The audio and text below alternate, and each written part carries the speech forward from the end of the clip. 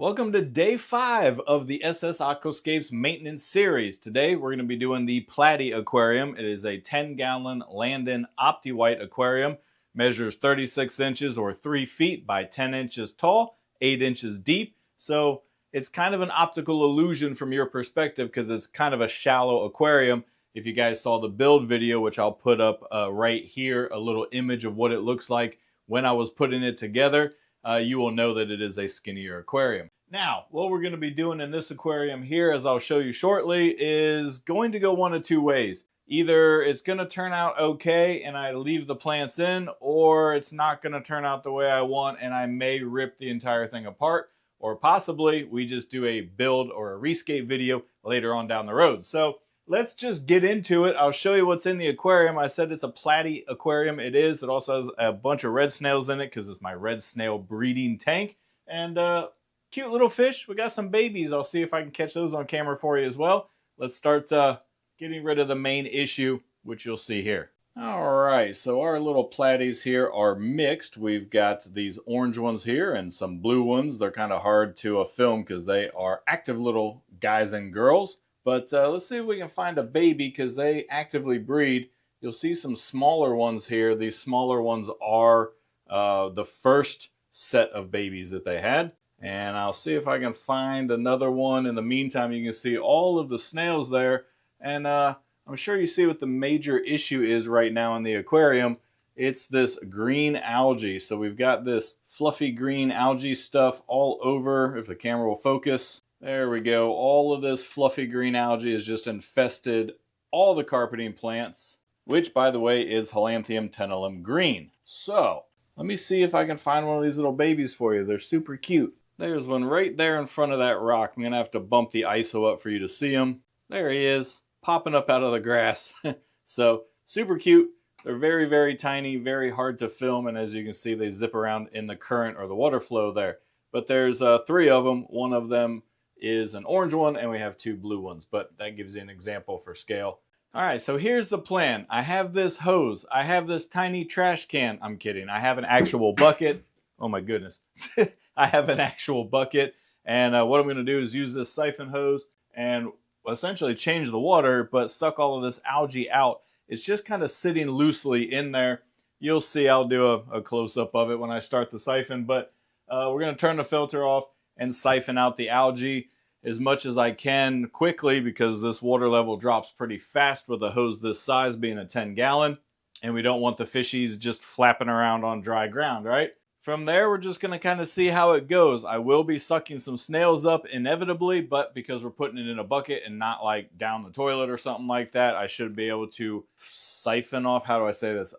Skim off the algae by pouring the water out and recover the snails and put them back in there. I already have 10 gallons of RO water ready and at room temperature. We're having a cold snap here in Florida, and so coming out of the tap, which is how I have my RO water system hooked up in the laundry room, it's like 61 degrees. The aquariums stay at about 70 degrees, so overnight these buckets have been sitting at room temperature, so we should be able to just pump the water right in there when we're done getting the algae issue removed. Other than that, just a glass scrub. That's really all we have to do with this. I'm just trying to get the algae under control by doing an RO water change, remove any excess nutrients. If it continues to be a problem, there's going to be a rescape very shortly. All right, let's stop talking, start sucking.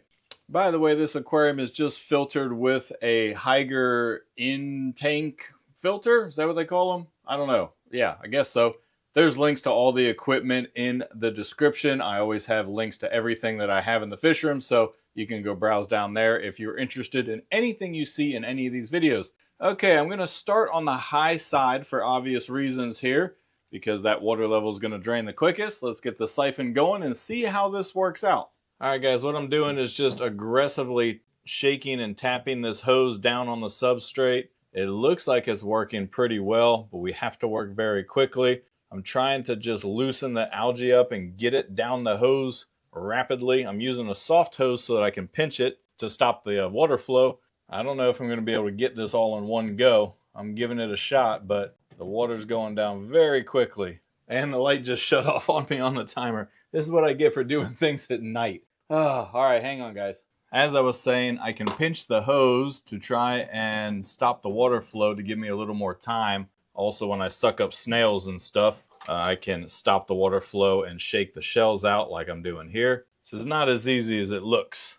All right, I'm going to move over to the left side here real quick because this side is a little bit higher than in the middle. So we'll try and get this algae out from over here. The snails are presenting a huge problem. The big snails, that is. Some algae areas are pretty stubborn. They don't really want to go down. There we go. You can see all the detritus maybe floating up. All that detritus down here is probably what's causing the algae because there's just so much waste down here that's rotting. My siphon is slowed because there's gunk in the line. Tedious process. Doing this in real time for you guys so that you can see how quickly it has to be done. We got a old snail shell stuck in there, or an empty snail shell. We're running out of water. We better hurry up and get the rest of this algae out of here. Also, sometimes the algae kind of slows the flow because a big clump of it gets down in there and it doesn't, well, it restricts the flow. Fish are starting to freak out as the water's getting lower. See if I can hurry up or at least get the majority out. Of course, there's a couple of quick cuts when I'm not talking just to speed up the video, but this is essentially real time. We're running out of water, running out of water. Come on, little fishies, get in the middle. Hurry, hurry, hurry, hurry. All right, that's about as far down as I can go. I know, poor little guys. I know, little fish. I get some water pumped back in there quick. Don't worry. Okay, guys, in an effort to be as humane as possible, I have gone ahead and cleaned the glass and I've started refilling the aquarium. The way I'm doing this is, of course, the same siphon hose we had, soft silicone hose, and I have a pump down in the bottom of this bucket you see, and it's just set on its lowest setting there. It is an adjustable flow pump, and I would just pump it in there against the rock to try and slowly fill it as slow as possible. However, it's a pretty powerful pump. You see that it's filling pretty quick, but this is why I prepare the water in advance. Most everybody's doing good. We have one fishy here that is just a wee bit upset. Don't worry, he's okay. He's always, anytime I do a water change, he's kind of I don't know how to say, throws a temper tantrum, but he'll be okay. So we're going to get this filled up here. Take a look at how our algae is. Not the greatest algae removal. So might have to do another one of these little siphon jobs or possibly put some shrimp in there. I don't know. I'll think about it while it's filling up and be back with you guys in a second because you see it's filling pretty fast. All right, I did forget that I have so much substrate in this aquarium that it's really about a 6-gallon aquarium now, not a 10-gallon. So 5 gallons of water almost filled it up. I have another 5-gallon bucket that's already at room temp and ready for use.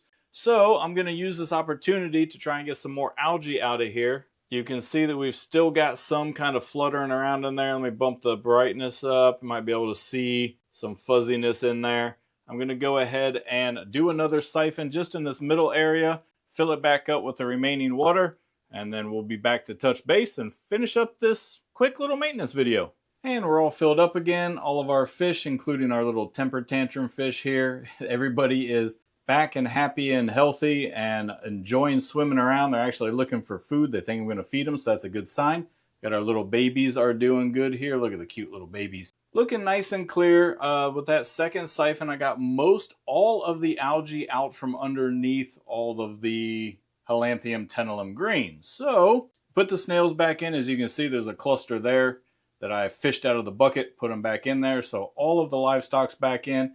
We've got the filter running again. And I did decide if we go looking down here, I did collect a bunch of my red cherry shrimp from another aquarium. If you want to see what aquarium these guys came out of, you're going to have to tune in tomorrow for that maintenance video. But I've got about, I don't know, 30 to 35 of them in here, something like that. And I think they're going to make a nice addition to this aquarium up here. I am not going to be feeding the shrimp, so the snails and the shrimp are going to have to go around here and clean up, you know, some detritus and rotting leaf matter. You might be able to see some brown leaves in there. So I'm going to feed the fish. Of course, there'll be a little bit of excess fish food that is going to get down there for the shrimp, but I'm not going to be target feeding the shrimp or the snails. So let's go ahead and do a quick release video on these guys, huh? All right, of course they were drip acclimated as you saw. Let's go ahead and get them in here. I don't even know if I can get this whole container in there or not. I just found an issue. The container doesn't actually fit under the shelf. So what I'm going to have to do is get the remainder of these guys here into a net and do a net release. All right, there we go. Simple enough. Come on, guys, get out of there. This last shrimp does not want to let go. There he goes. All right, that's going to do it for this video. It was a pretty straightforward maintenance session, though a little tedious with the algae issue. Looks like we got pretty much all of it. You're never going to get all of it, but hopefully the shrimp will help me clean up the stuff that I missed. If you're still tuning into this series, I do appreciate your guys' support. If you haven't hit any buttons and you're new to the channel, go ahead and help the channel that way. You know how this thing works. We'll leave you guys with some cinematics, and I'll see you tomorrow on day 6 of this maintenance series.